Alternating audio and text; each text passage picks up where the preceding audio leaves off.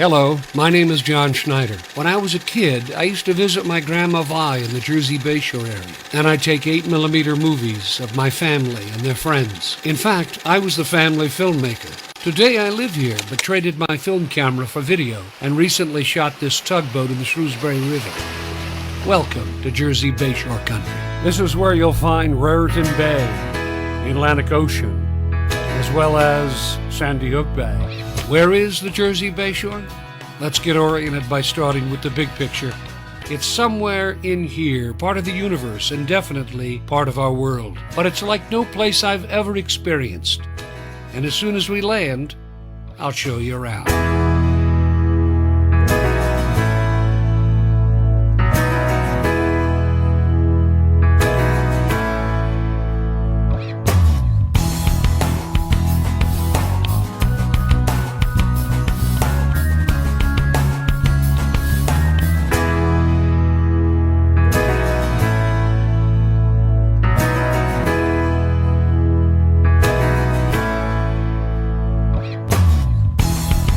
Hey everybody, it's John Schneider. It's a beautiful day here in New Jersey. I'm in the largest lake in New Jersey, Lake Apatcong, and I'm floating with my friend, Ray Fernandez. How you doing, man? Good to see you. We got a flip chart here, and the reason we have a flip chart to write on is I've talked to Ray about many times about what is the value of owning a boat, what is the value of being in a boat club or renting a boat or something like that. It really depends upon a lot of factors, doesn't it, Ray? A little complex, yeah. We're talking about medium-sized boat. We're going to try to make this apples to apples.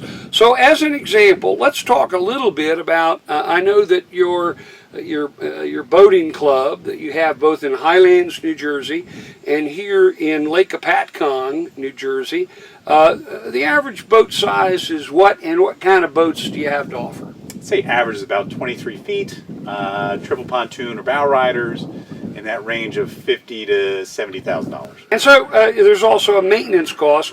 What is the maintenance cost for a boat of this ilk if we were to own one? How much would we be paying to make sure that it's up to speed, it's got the oil, it's got everything, it's got gas, even gas, let's put in there. What would that cost? So gas is a little bit hard one because that could depend on what you do. Oh, sure. But for maintenance on an annual basis, oil changes, winterization, shrink wrap, storing, during the winter, you're probably going to spend and it depends where you are and who you go to, but something on the order of $2,000. A boat of this size, you wouldn't necessarily trailer that, would you? I mean, you could. One of the challenges, most folks look at getting a boat and they think I'm going to trailer it to save some money, but you're going to consume a lot of time. So let's just figure out, let's look at, there's trailering for sure, which is a lot of muss and fuss, and then there's just keep it in a slip or keep it at a dock. What is the cost of something like that, just keeping it somewhere? Depends on location again. Okay. A good rule of thumb is about $2,000 to $3,000. Okay, all right, well, put it down here. It's all adding up here. I'm starting to run out of money. What are some other costs associated with owning a boat? I mean, you want all the bells and whistles. This boat we're sitting in is a great boat with GPS. It's a 2021. It's a pontoon, by the way. It's a triple pontoon. It's a $50,000 boat. So if you buy a $50,000 boat just on the basis of this, and you have to spend $2,000 for maintenance and about $2,500 for a slip, are there any other big costs that you have to consider? Insurance and registration on an annual basis. Not huge, but I'll just put $500 on that. Then it's just any wear and tear, things you break. Folks should have a budget, just like in your house. If something breaks, you should have a budget in case you break something, like a prop. So if you had this kind of expense associated with the boat that you own, and you went out about 12 times a year, or I don't know, let's say 20 times a year, is it worth it? This seems like a lot of money, $50,000 for a boat, although people probably say, I could probably get it for $25,000. $2,000 maintenance, $2,500. What is that? Can you do the math on that? I mean, if you go out 20 times a year and you spend close to $60,000. Well, I mean, if you add all this up, between what a payment would be on a $50,000 boat, around $500 a month. What do people don't? What aren't they realizing when they buy a boat? Assuming they don't have that kind of money to throw around. I think one of the biggest challenges when folks want to purchase a boat is they don't understand all this. Most folks look at the acquiring cost for a boat, what the boat costs, maybe the down payment, maybe the monthly, and they don't necessarily look at the remainder of the cost to keep it someplace, to maintain it, are equivalent what it costs to own it. Yeah. And then folks want to, typically want to try to find a way out of it. Like, how do I take this down here and make it a lot less? Yeah. As you mentioned, do I trailer it somewhere? Do I try to do my own maintenance? Do I not buy insurance because it's not state mandated? And trying to do all this yourself is usually where boating gets people in trouble. They break something, it takes too much effort to get to them from the lake, you end up buying a big truck to move your boat, which offsets the savings you got here by trailering. Those are usually the pitfalls we see when folks get into boating or come to us and ask, hey, I want to go boat. They miss this, and it's significant because you doubled your budget. And this, by the way, the kind of the hidden, not danger, but the hidden catch-22 the reality here. The reality is you own the boat, and that's the boat you own. And no matter where you go or what you do, this is the boat that you are stuck with. This is the boat that you will cruise around with, whether you're fishing or you have the family out or pulling a floaty thing in the water. This is the boat. You don't have an option to say, I'm tired of this boat, I want to do something slightly different. I don't want to do a fast boat, I just want a pontoon for the family. You can't just turn this boat into a pontoon unless it is a pontoon. Then you can't turn it into a center console, can you? You're stuck with that boat, aren't you? Yeah, there's pros and cons of ownership in that, you do have one boat when you own it.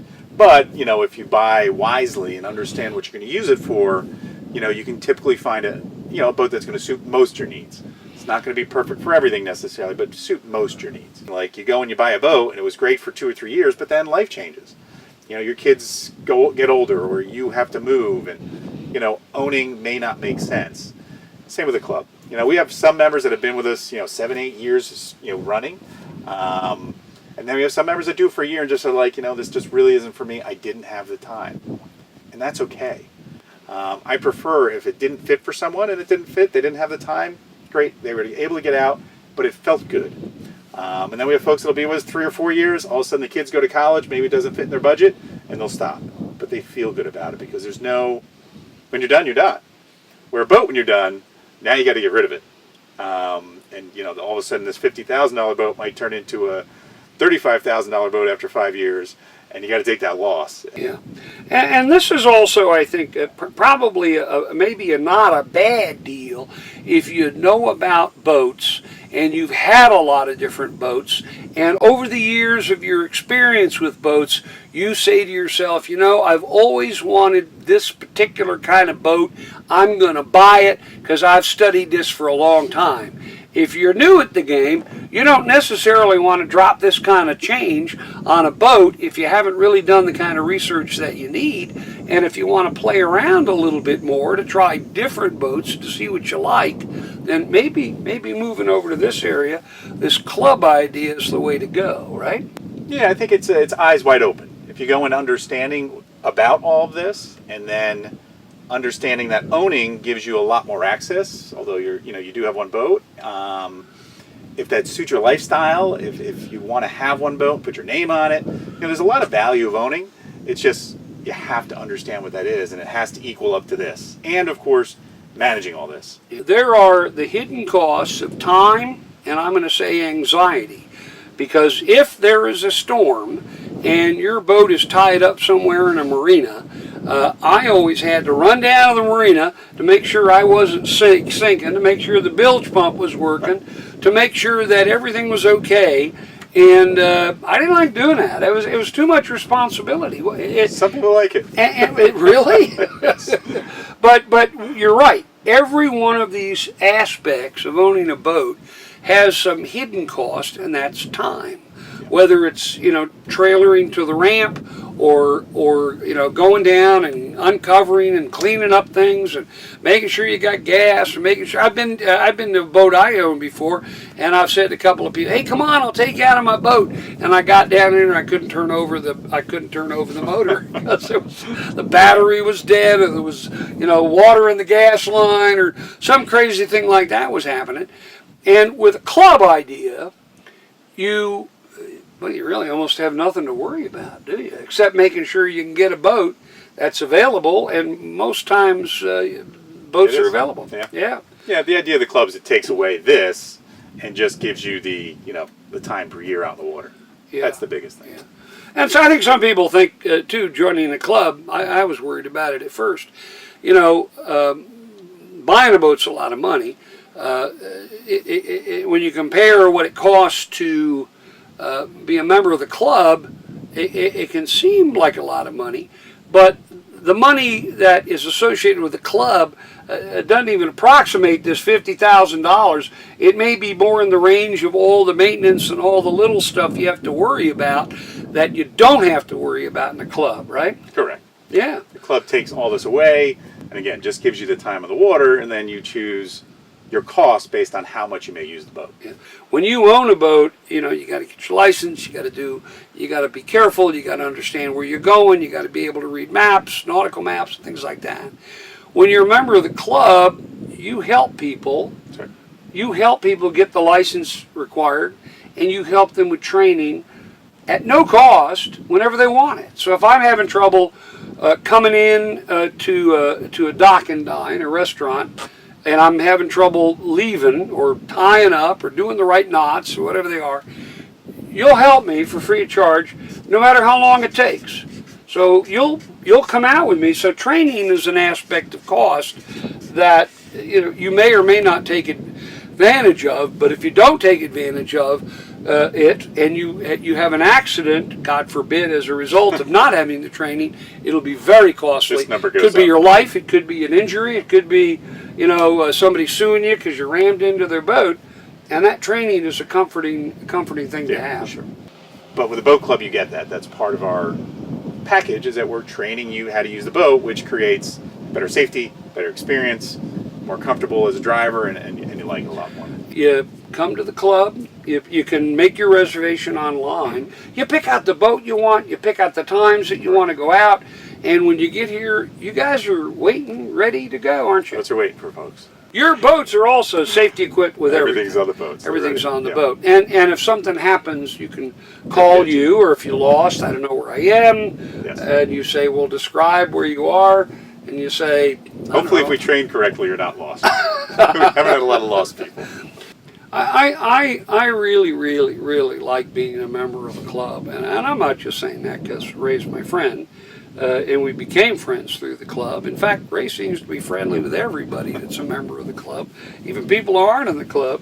It is, look at this. This is a long We didn't do list. this side yet, though. We haven't even done this side yet. Well, there's some, I'm going to say, what would you say is the range that it might cost you to be a member of the club? I know we don't always like to talk about that. We don't want to scare anybody away.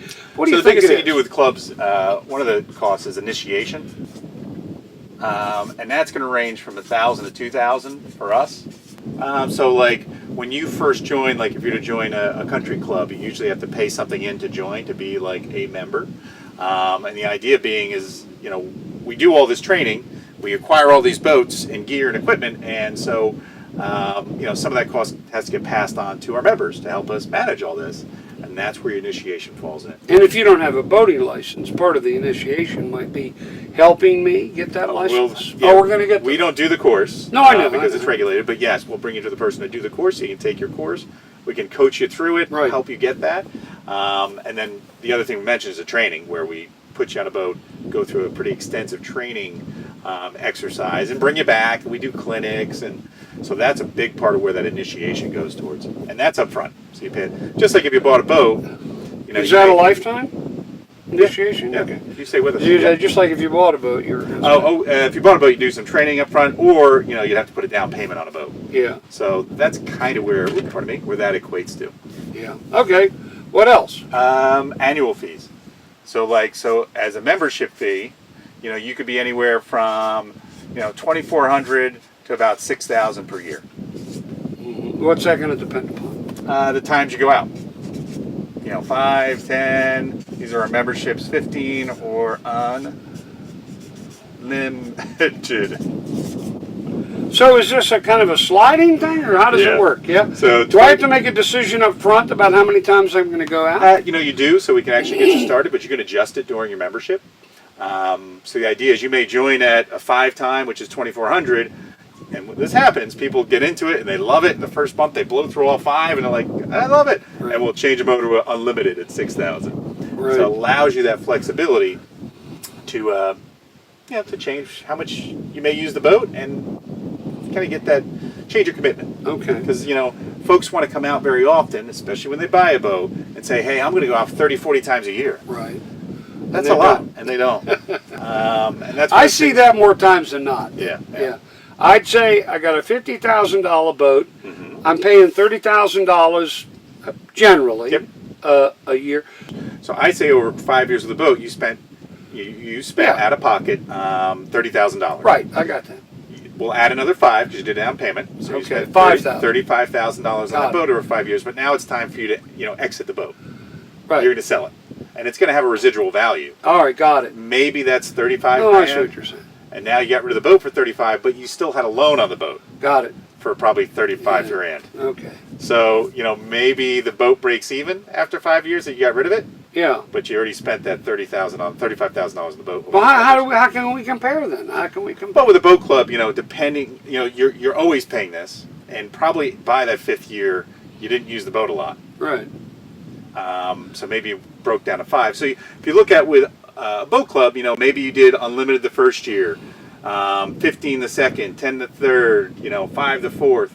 So over that course of 5 years, you might spend $25,000 in membership fees, as an idea. Sure. Of course, you didn't spend all the time, so you might save, $10,000, $15,000 in cash being in a club, plus. I don't know what people's time is worth. Exactly. A lot of time. Convenience. Yeah.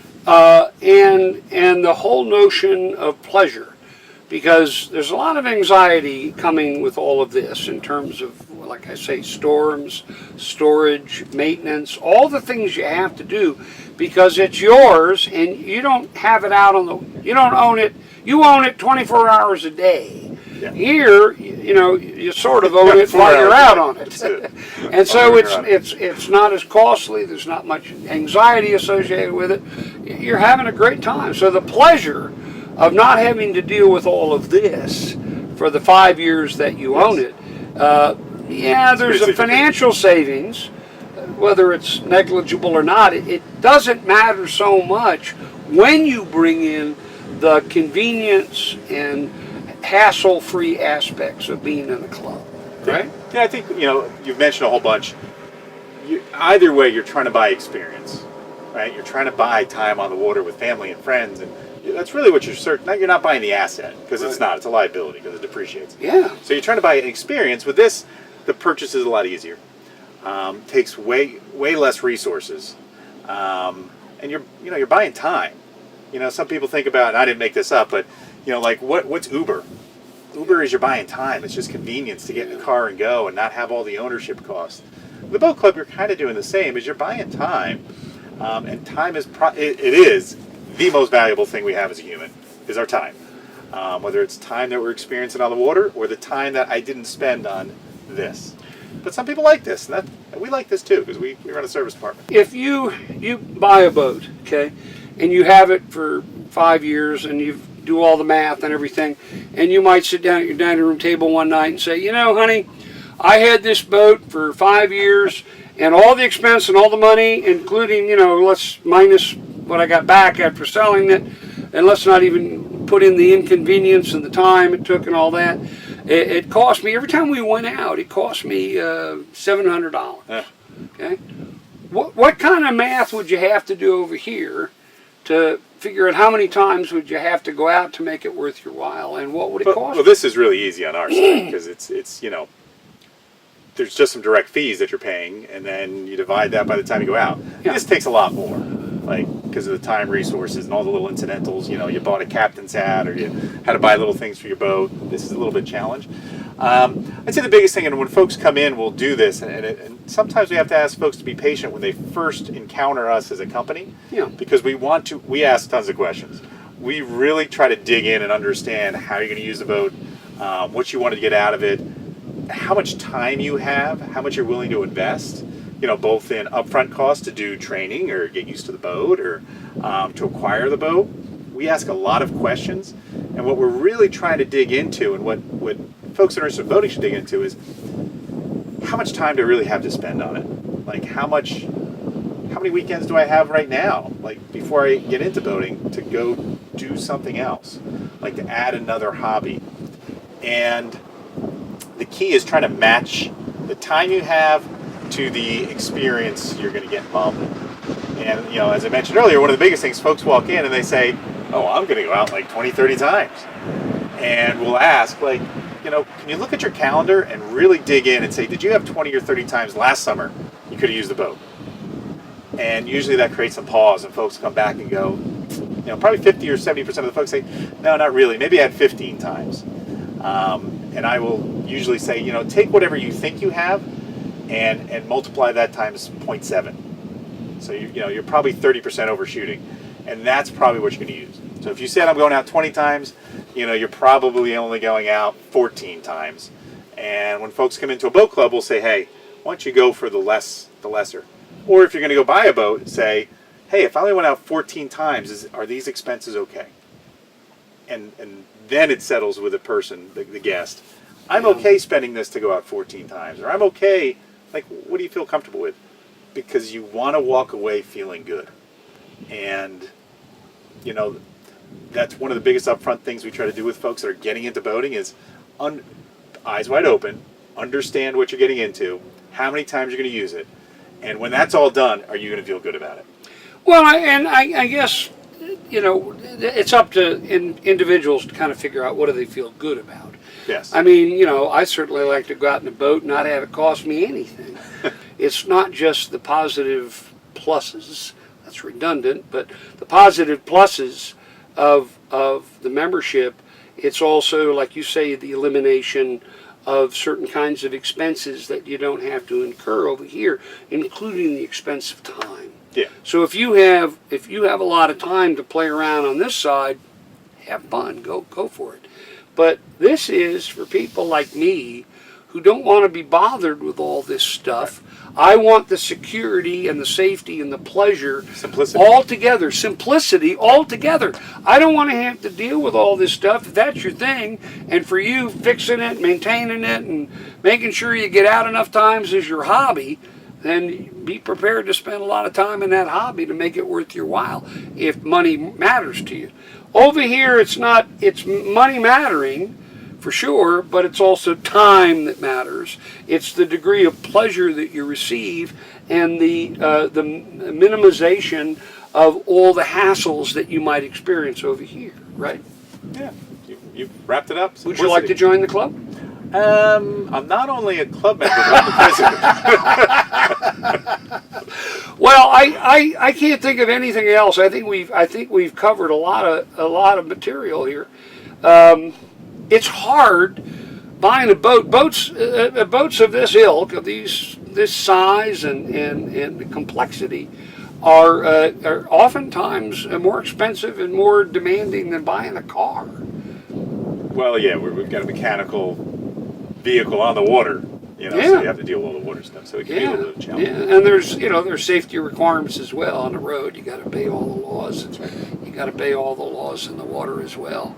But part of what I think all of us probably need to realize is that as we enter 2022 and we're saying goodbye to COVID in some degree, somewhere, somehow, we need to find ways to express ourselves and get out and enjoy the world again. And boating is certainly one of those things. Buying a boat, if that's your thing, go for it, do it. But if you want a hassle-free experience out on the water, and I'm looking over your shoulder, Ray, and I'm seeing these beautiful white birds. I think they're listening in. That's our live audience.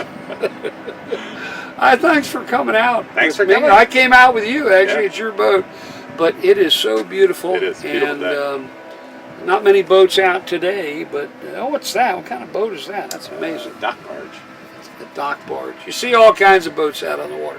Anything you want to add, Ray, to this amazing discussion that we No, had? I think the biggest thing is that there's different things for different folks on how they're going to live their life on the water, and not both are good if they're okay and they go in eyes wide open and really understand what they're looking for. That's the biggest thing. And that's what we try to convey to all our guests, is that it's got to be the right fit for you at this time in your life. Ownership is great for folks at certain periods, and then sometimes it really isn't. And club is great for folks at certain periods, and sometimes it isn't. And then, of course, club is rather easy and carefree. And there's a lot of other things that go with ownership that people need to be aware of, so they're not scared. And I think, too, we mentioned at the beginning of the program that there is a valuable aspect, or many valuable aspects to joining a club. But if you're not totally familiar with boats, or the kind of boat you want, or where you want to be, or how much you want to spend, and you don't want to leap right into this, try this first. Yeah. And see if you like it. I mean, like Ray, you said earlier, some people say they're going to buy this $50,000 boat and they're going to go out, every weekend, 3-4 times a week, and life gets in the way. Life gets in the way all the time. In this aspect of being a boater, you can know pretty quickly whether you're going to be a boater or not going to be a boater, just based on how often you go out. Yeah. And the kind of boat you go out on. This might be an excerpt, but one of the great things about a boat club is it's very forgiving. You came out one year, you did a small membership and initiation, you learned how to boat, you tested the waters, and if it didn't work, like you didn't have the time, you got out for a limited fee. Like, cost you $3,500, you're done. If you did that with a boat, you went and spent the initial investment, all the money to learn, and then you have to get rid of it, it's going to cost you a significant amount more. I hate selling. I've sold a lot of boats, not as many as you, but you help people sell boats. You help me sell my boat. But it's horrible. I hate selling, especially if there's something wrong with it. If you got to do it yourself, it's a challenge. Yeah. Well, thanks so much. Thank you. I really, really Pleasure. appreciate it. Can we just sit out here and float for a while, look at the birds? Sounds great. It's a beautiful day. All right, my friend. Thank you.